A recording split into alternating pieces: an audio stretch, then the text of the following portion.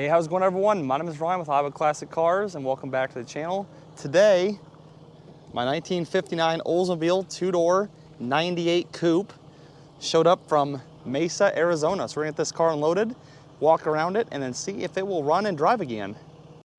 So it's got a little bit of rust in the floor. This car came from southern Kansas originally, then to California, then to Arizona, but it's been in a dry state for a long time. But a little bit of rust right here in the rear toe pan. This one is by far the worst. The brace is okay, so it's just the floor itself. But you can see, I mean, it's got all the undercoating, all the red oxide primer. The frame is really nice. The front floors are really nice with the braces. Just a really good, solid car. My friend actually sold this car about 10 years ago from southern Kansas. Here's the other side. It's got, a little bit of rust on the lower rocker and the lower fender. But compared to an Iowa car, it is way, way, way nicer. There's the floor pan, or the trunk pan, gas tank, all look to be in really nice shape.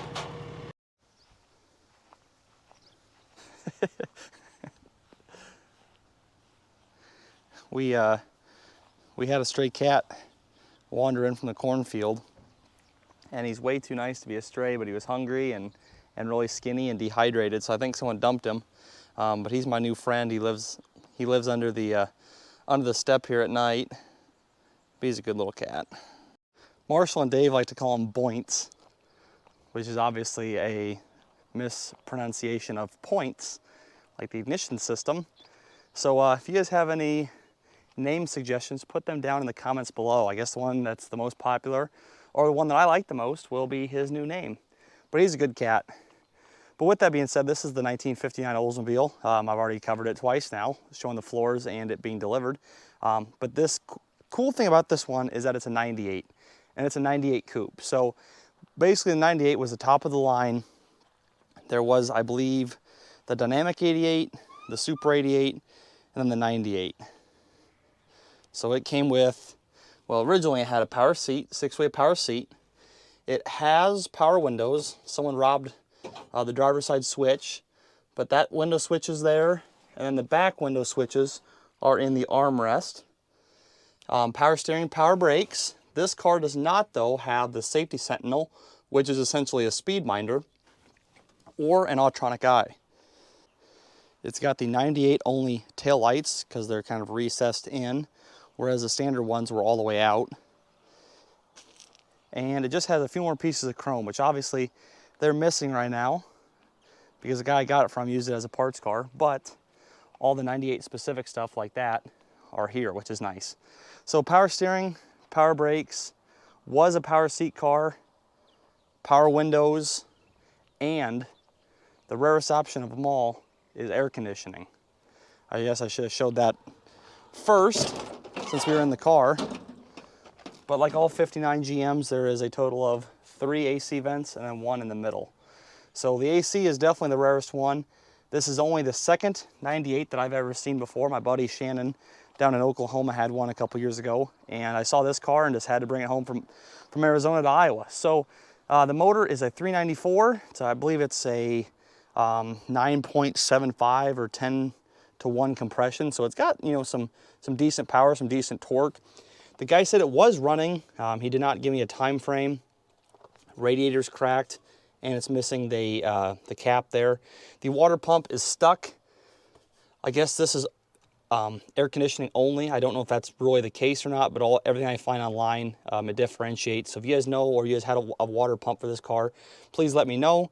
I can turn the motor over by hand. He did have a line here in the washer bottle running down to the fuel pump. So I'm not gonna, pull a cap and all that stuff. I'm just gonna see if we can put some ether in this thing and see if she'll fire right away. And I guess if it doesn't, then we'll dive into it. All right, so first things first here, the neutral safety switch was just loose here on the car. And if you try to hit the key, oh, look at that. It wasn't working before. I just moved it at one position, and there we go. Let me see if I can click it back where it won't work.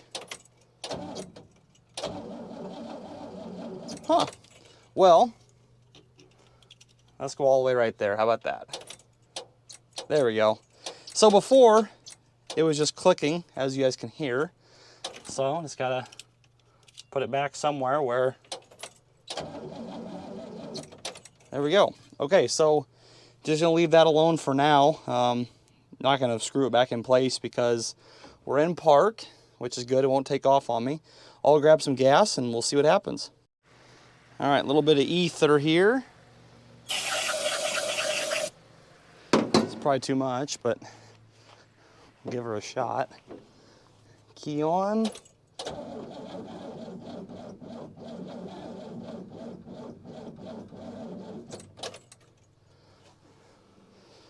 Nada.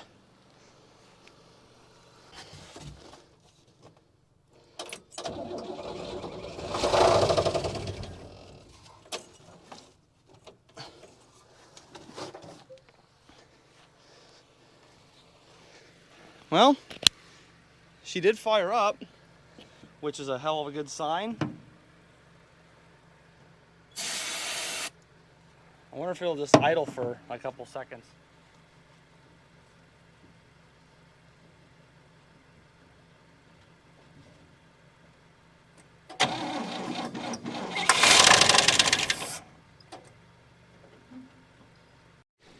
All right, so I'm gonna grab the fuel pump and the fuel tank and see if it'll actually idle here, because it sounds like it's knocking. I hope that's not the case, but it has only ran for 2 seconds, so maybe it'll just maybe it's just some kind of noise.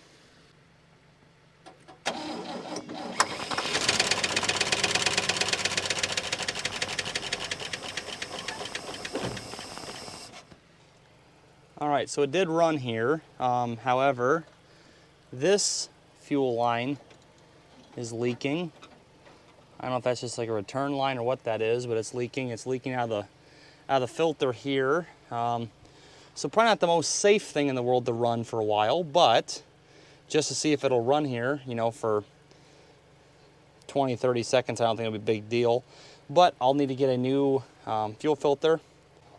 Or, you know, what I could do for the purpose of this video and to get it to run is just cut this line right there. You know, and then just do a inline filter versus this glass one that has, you know, it screws in and all that good stuff. So a couple different things we could do there. I think I might just let it run here for 15, 20 seconds more to see if it'll prime itself up and not knock and make noise. And then we can address that issue.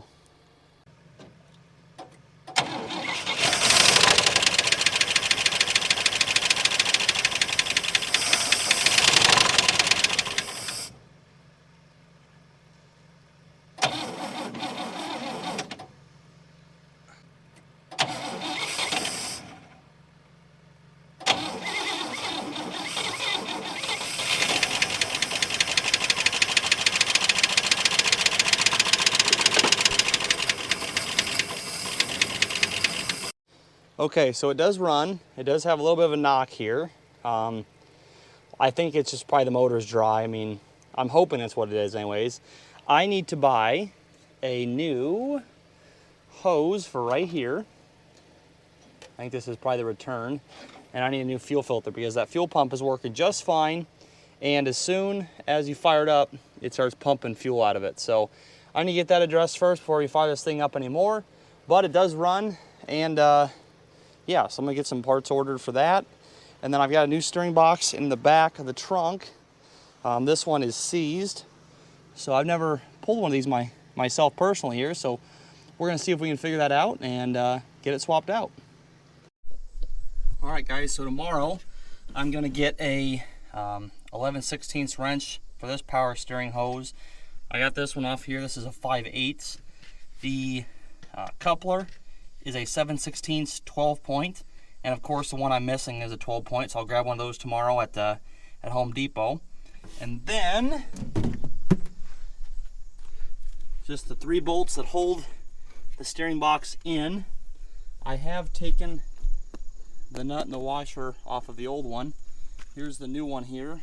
Got the coupler off of that. This one moves, well, it does move really nice. Yeah, there we go. So I'll get that one centered up here, get it in the middle. But now we're gonna yank this this pitman arm here.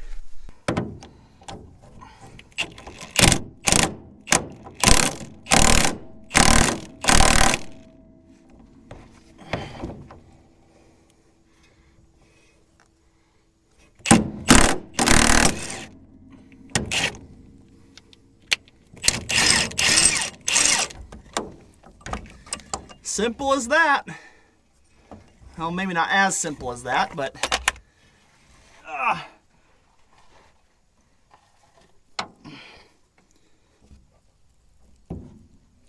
there we go. So that's off of there. That was actually fairly simple. I thought it would fight me a little more than it did. That's crazy how it just fits up in there like that.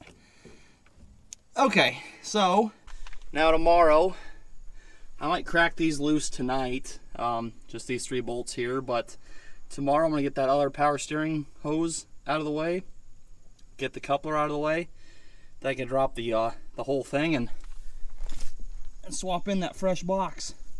Well, we're back on the olds today. It's day 3 now, or day 4 now of this project.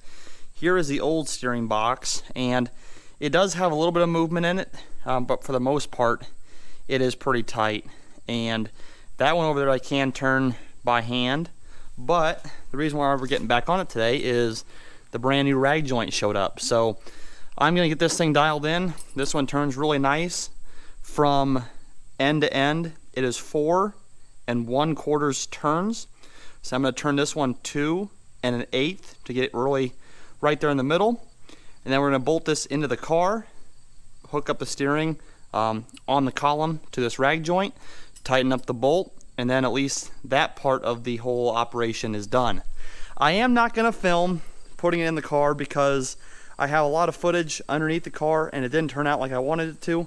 So all we're going to do to put this in the car is these bolts come in from the frame and they actually screw in to the mounts. There's not a nut on the other side, it just, you know, it's threaded in here, it screws in.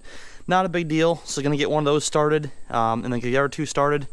Get the 1.5 inch nut and the pitman arm on this new one. 2 bolts here. I think these are 7/16 or 1/2 inch. Get them bolted to the column, and it should be in.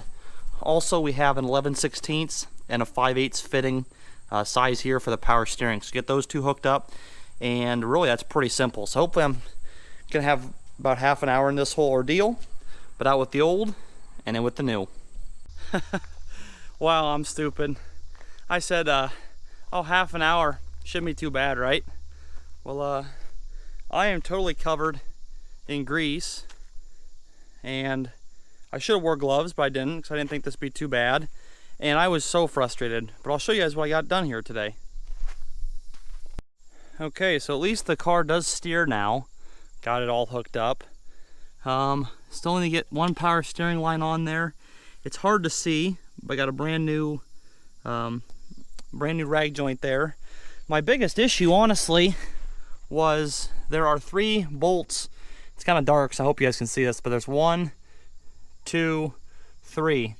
The holes were probably 1/8 of an inch off.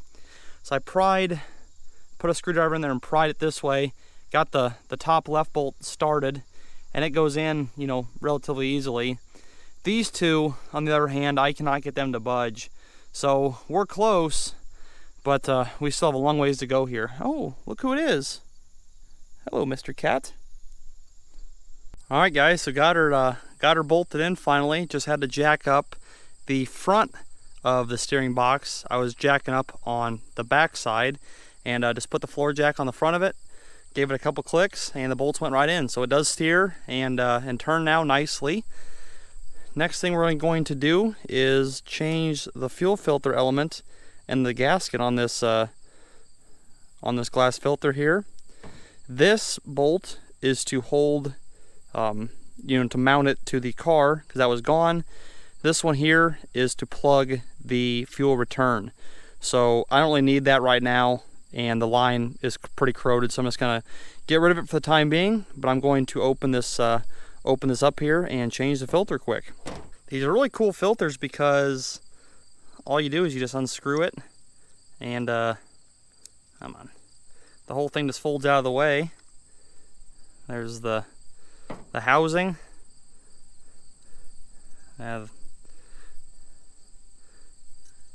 Pretty done for. So the part number on this is 33034. It's a Wix filter. It goes on like so. New gasket. Put the glass on there like so. And you just work it up like that. Tighten her down.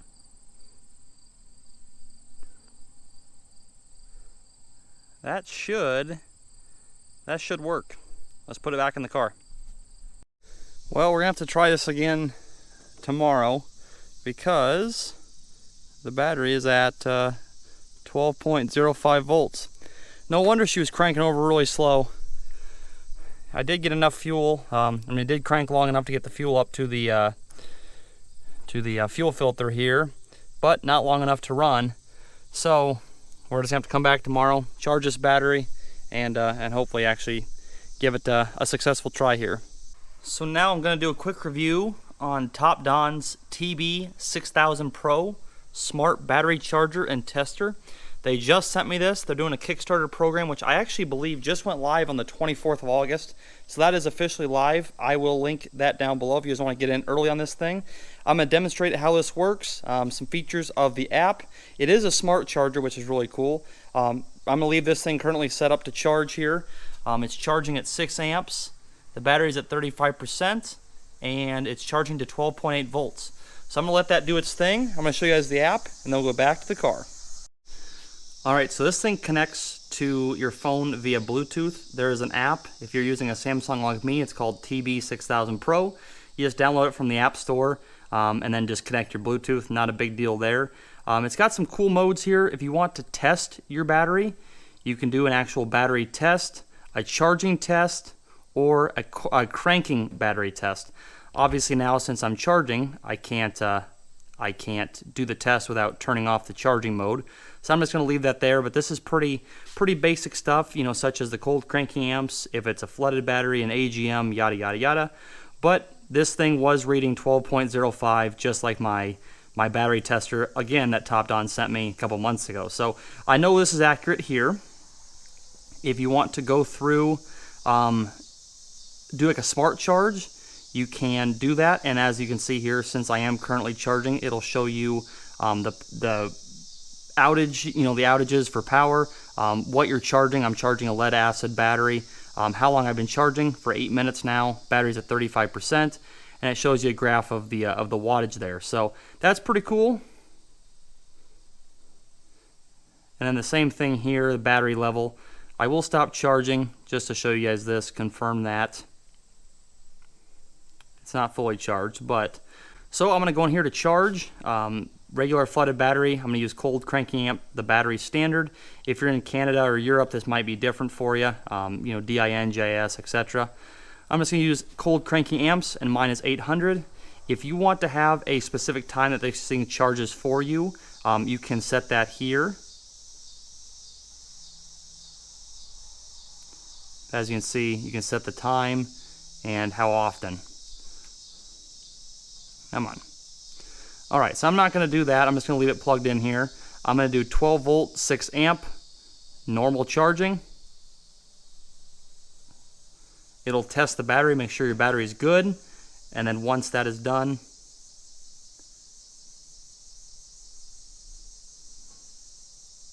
it'll take off. So right there it is charging. I'm not going to watch the graph. We'll back out of here. Same thing, if you want to do your quick charge and your smart charge, it's right there as well. And then let's test this battery here. Alright, so I'm going to go in here to the testing options. I'm just going to test the battery itself. 800 cold cranking amp, regular flooded battery. Here we go. Alright, so the battery is up to 12.12 volts, up from 12.05 here about half hour ago. Test value is 505 cold cranking amps, 20% state of charge, 40% state of health. Not terrible, but I'll let this thing charge later on. Here's a charging test. Well, start vehicle. I mean, obviously we can't do that because it's not in a car, but you could test it, make sure that your alternator is putting out. And if you want to test your cranking power, obviously again the battery's not in the car, but you can do that there. So I'm going to go in here to smart charging. I'm going to start charging on 12 volt 6 amp.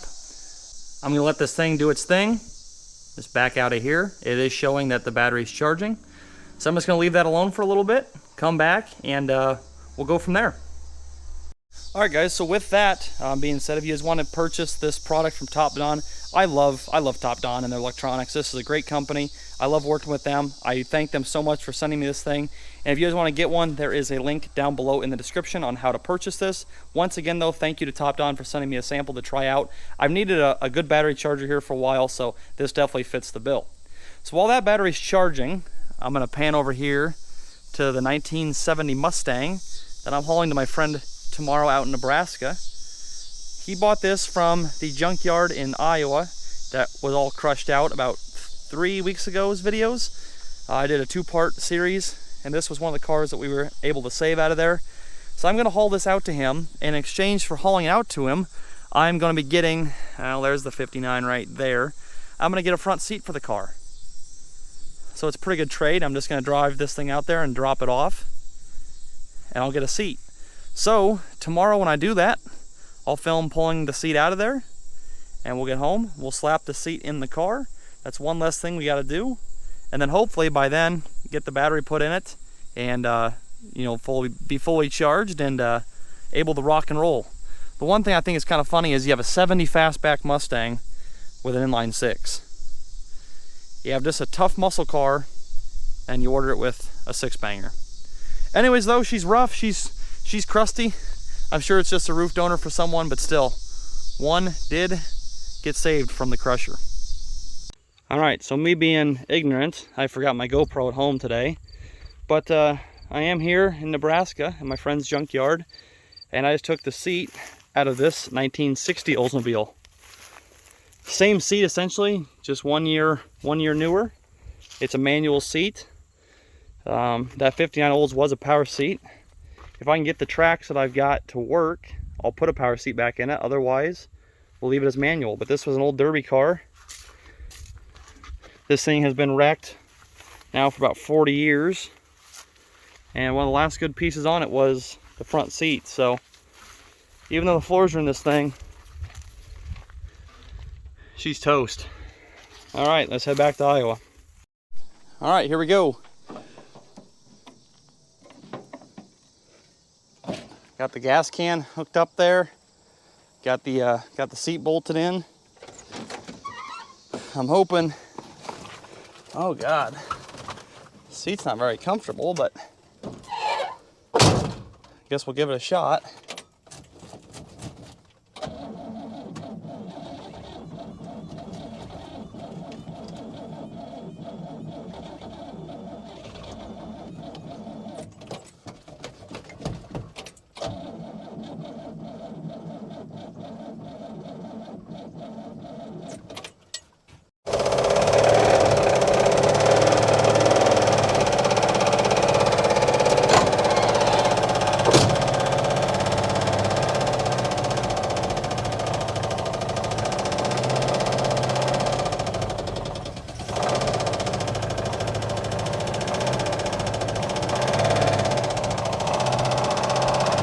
Man, it's not liking that at all.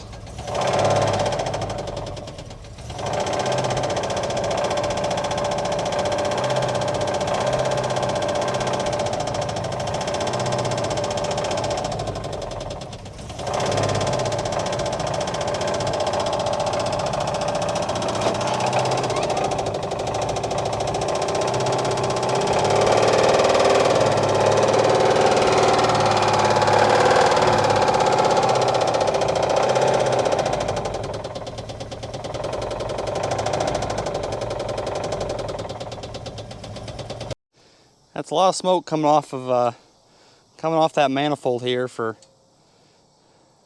not really a whole lot of running. However, though, I guess I did spill some power steering fluid on that, so I guess that would make sense.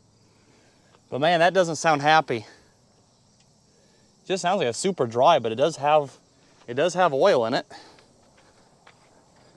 I guess let's check that, you know, now we built it up a little bit. I should wipe that off, but holding the camera and doing this here, I know it's got oil in it, so I'm not too worried about that. But yeah, she's a smoker. Definitely sitting in Arizona and California where it's 100 degrees for the last 9 years of its life. When just kind of sitting, I'm sure every seal, every valve, every rocker, all that stuff is just super dry. Well, really quick here, I guess I'm just going to shut this hood a little bit, see if we can get this thing to move under its own power, and then we're going to have to come back to this later, you know, pull the valve cover, see what's going on exactly, really dive into this thing. But for the time being, I just want to drive it. Well, guys, we're not going to see her drive today because any gasoline that goes into this carburetor pours, well, you can see it right here, just pours out all around it. So it's getting starved for fuel, and that's the weird thing about this car is it'll run one time, and then you shut it off, start it right back up, and nothing. So I could let this thing sit for another couple days, but with how bad it's not going to make a noise, I need to dive into it more before I drive it. Probably, I guess, maybe the good thing here, the best thing to do for it, maybe it's the car god saying, just slow your roll here and don't drive it just yet. However, we've made pretty good progress on this car. At least now it steers, it rolls, it runs, but not as good as, I should say, not any better than it did when I first got it. And yeah, so that will be, I guess, a little more in depth for the next video here. But slowly but surely we're getting there. The seat's in it. I found a 5960 air cleaner for it. Got it to steer. Just gotta get that motor dialed in now, get the starter dialed in, do the brakes. Really, this car's kind of ready to go, just as is. I mean, it would need a full restoration on the inside. It would need paint, all the trim put back on it, but at the end of the day, it is a solid 59 Olds 98 loaded two-door hardtop. So all right, guys, that's the end of the video for today. If you did enjoy it, make sure to leave a thumbs up. Let me know any questions, comments, concerns down below. I need some help with this motor. What do you think it's doing? You know, do you think it's rockers? Do you think it's a stuck valve? Do you think just the seals are worn out? Same thing with the timing. It seems like it's hesitating there. So let me know what you guys think. This is my first Oldsmobile that I've had that actually runs, so I'm always learning. So thank you guys for watching. If you're brand new, make sure to leave a like. Like I said, leave your comments to my questions below and any feedback you may have. Subscribe if you're brand new. Thank you guys for watching. You'll see more of this car in the future, but this is it for today. So I will catch you guys next time.